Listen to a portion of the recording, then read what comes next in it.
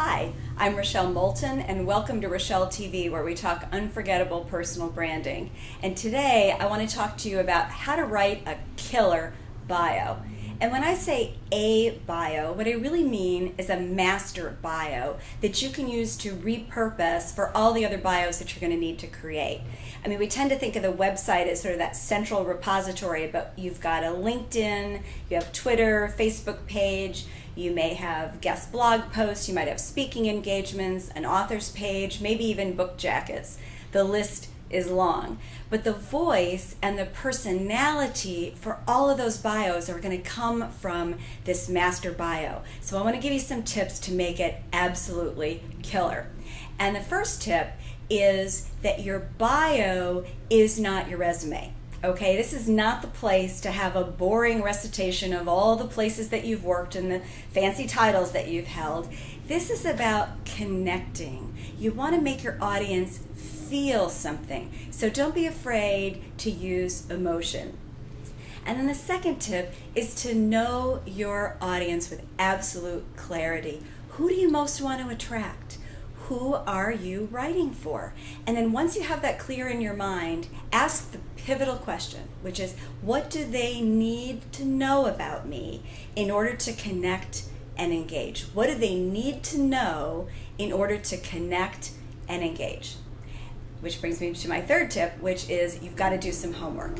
I want you to go out and read a ton of bios, both within your specialty and outside your specialty.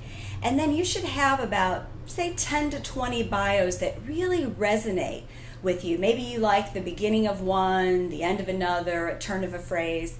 Now, of course, you are not going to copy those. That's not only sad, it's copyright infringement.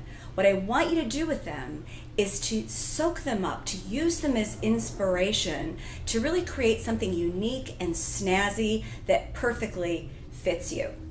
So tip number 4, when you actually start to write the copy, experiment with finding your voice. A voice that's consistent with your brand, that at its best, it's like having a conversation with you. And don't worry that you don't get it on the first draft or the 5th draft or the 10th or even the 25th.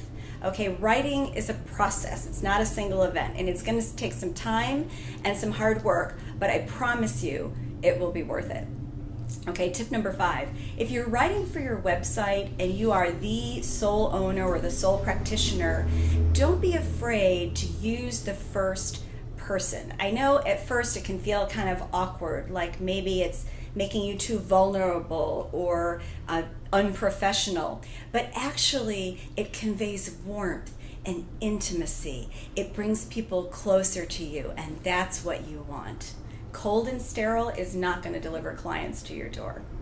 And then the final tip is tell your story, because make no mistake, your bio is your story, and you want to tell it in a way that it couldn't apply to anybody else on the planet. So somebody who's heard of you and then hears your bio knows immediately that that's you. So it has to ooze authenticity, and it's got to have some personality. So I've posted some links to some bios that I think are killer and will inspire you on my website. So come on over to RochelleMoulton.com and join the conversation. Thanks for watching, and I'll see you next time.